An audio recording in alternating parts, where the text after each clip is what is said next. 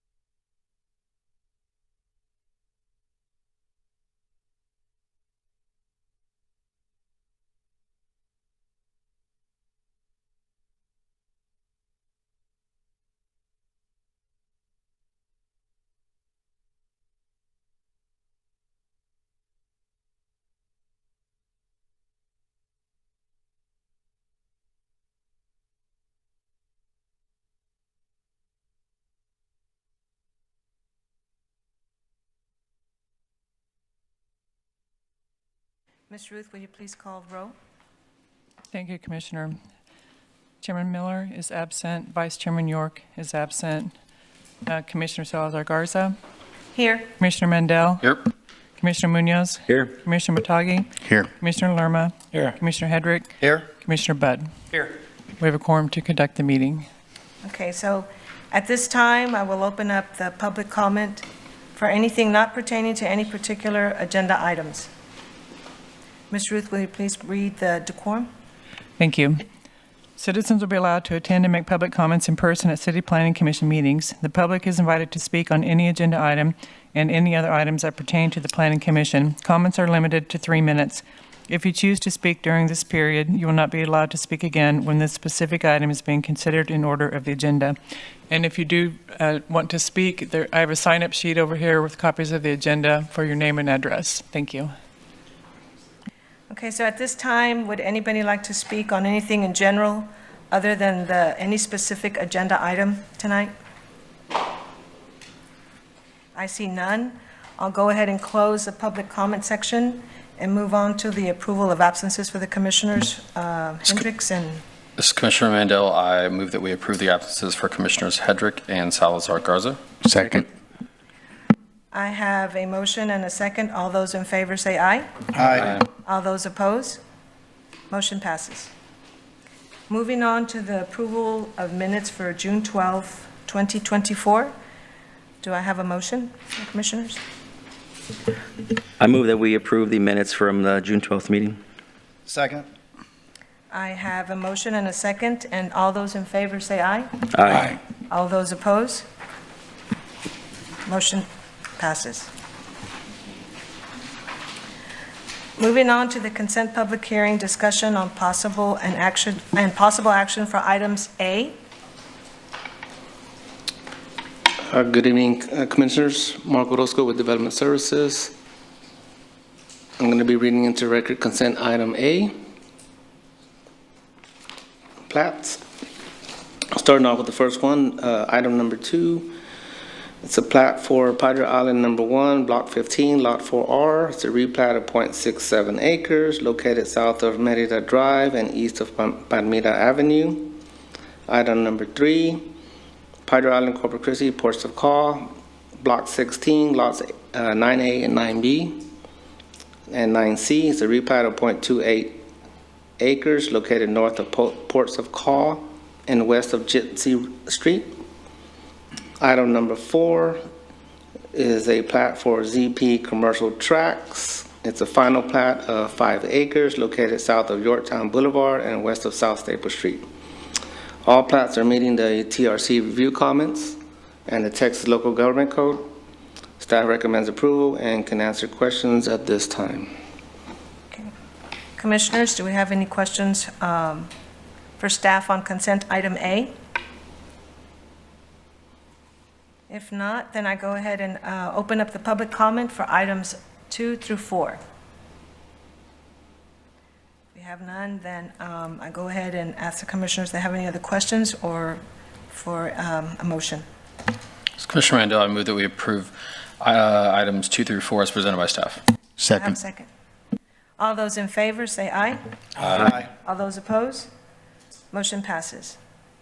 Moving on to the new zoning for item number 5.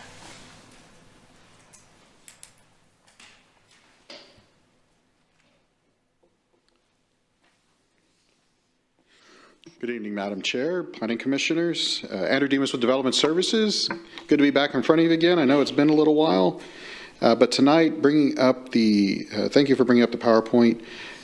This is a case that's been tabled a few times, as you're aware, and has engaged discussion with both city staff as well as the Naval Air Station. I'm happy to say that we found some resolution, but to refresh your memory, we're going to quickly go through the PowerPoint. The request is from a portion of the RS 4.5, which is a single-family district. We have the Commercial Resort 1 district as well as General Commercial District, and these are all being changed to the CR1, which is the original request.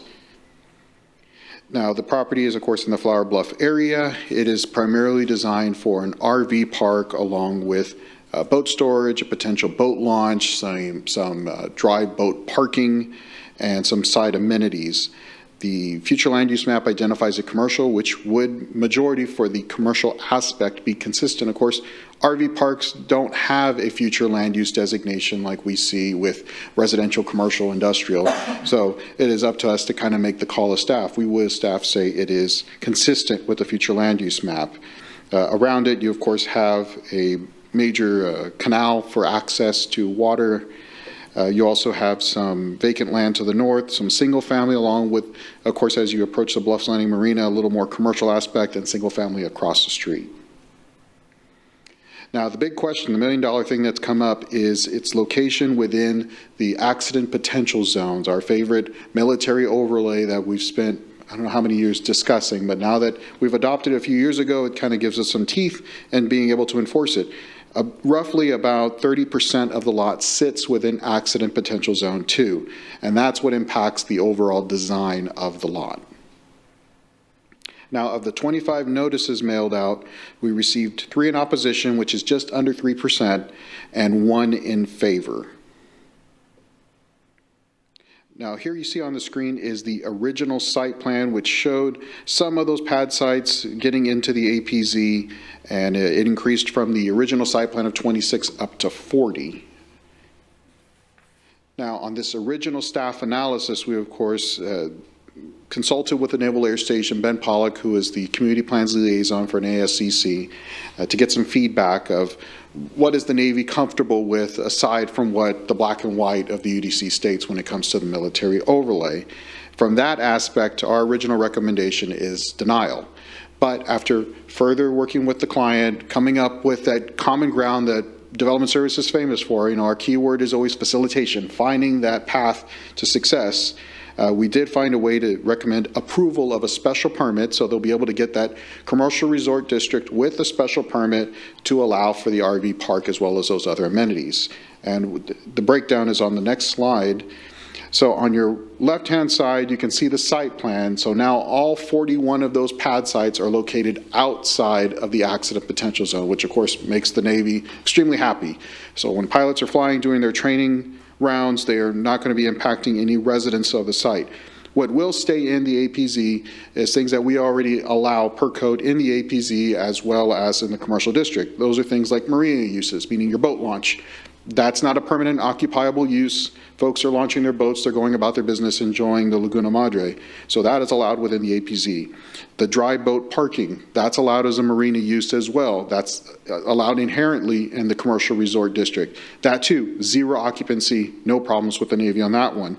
The other amenities, things like your office, any recreational things like swimming pools or fish cleaning stations, the things you usually see in a marina area, those two are allowed by right in the commercial resort district. Again, no any type of opposition from the Navy or surrounding neighbors when it came to those specific uses. So as you can see on the right-hand side, the breakdown follows as such. The uses that are already allowed, the ones I just mentioned, are inherently allowed in the CR1 district. The recreational vehicle park, that portion is completely located outside, again, the APZ. They would be limited to the 41 pad sites that are illustrated on the screen. They'll be bound by this master site plan. So there might be a few tweaks down the road. Of course, as you know, when you come in for permit, you have to check with fire, you have to check with utilities, make sure you can run your hydrants. That usually doesn't impact the number of pad sites. You may have some very small adjustments, but nothing that's going to radically change from this site plan. Of course, the big key item, none of the RV pad sites can be located within the APZ, which, again, both the customer is okay with, the Navy is great with, and of course, we as city staff are happy that we found that middle ground.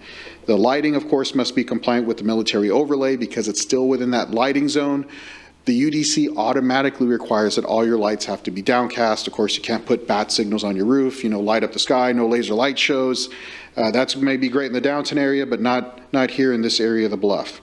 And then lastly, our most common requirement, which the code states, is if the use stops for any reason for a year, then you surrender your special permit and it reverts back to that resort commercial district. But outside of that, I'm happy to say we found that middle ground. The Navy's good with it. And with that, if there are any questions, I'd be more than happy to address them. Okay. Commissioners, do we have any questions for staff on item 5? One question. Did I see that last slide say 6 months and not a year on the special permit?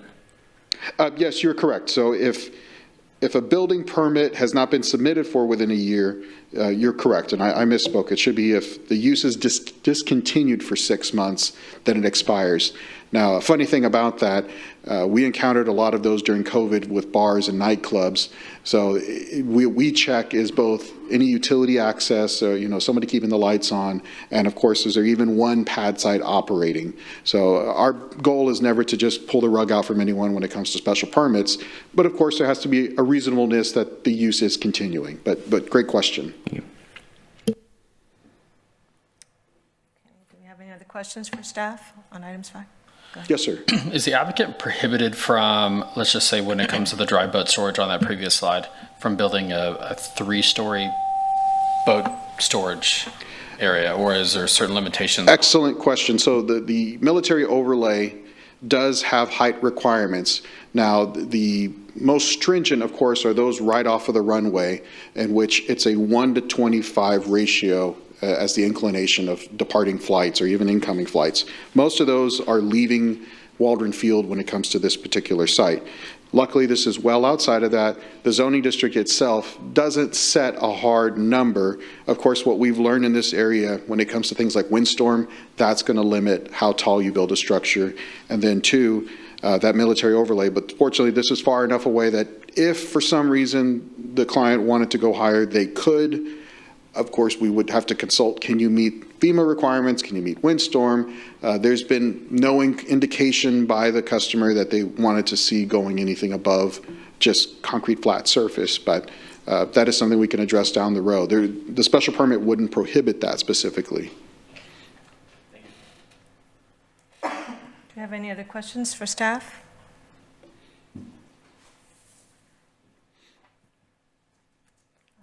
Something here, hold on.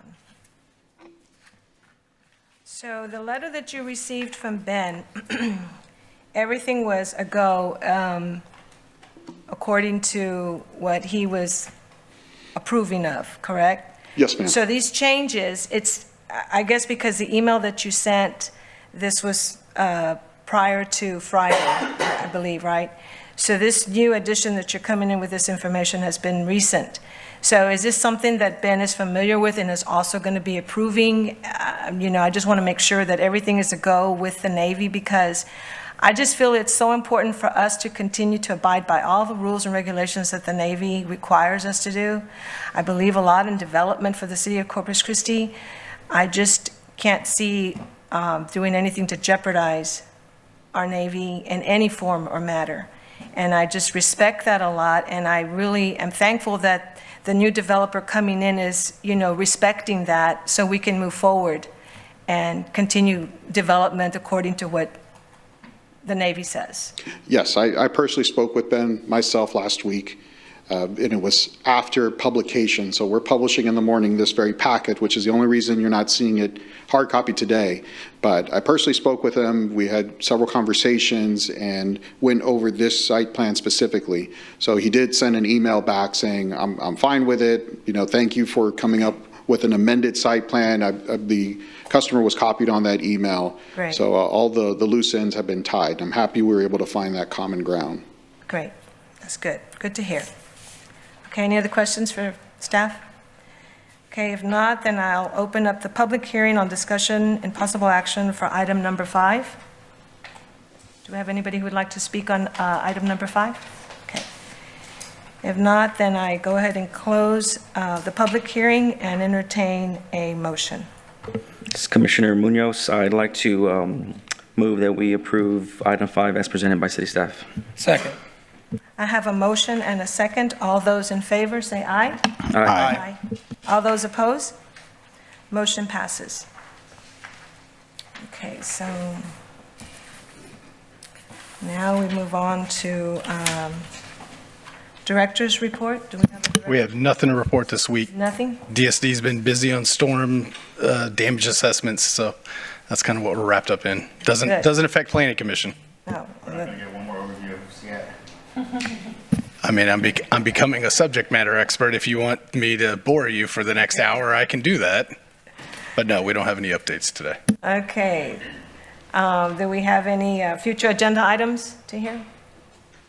If not, then I adjourn the meeting. We're done.